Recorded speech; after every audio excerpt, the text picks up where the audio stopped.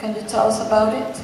Well, yes, the scene of taking photos with the dead people, people think that I invented, and it's like a Buñuel kind of homage, although I love Buñuel, he's one of my favorite directors, but it was happening when the photography was invented in the late 1800s or beginning of the 20th century in Spain.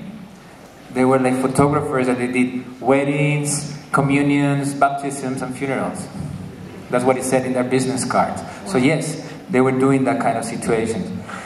And Pepe, it was an image I had one day. I had this image of this little girl with a pet, and the pet had to be a rooster. It's not like, that's not a typical Spanish thing. I never seen any kid with a rooster, but maybe Paris Hilton, if she watches this movie, she will get rid of the Chihuahua like a rooster inside her car.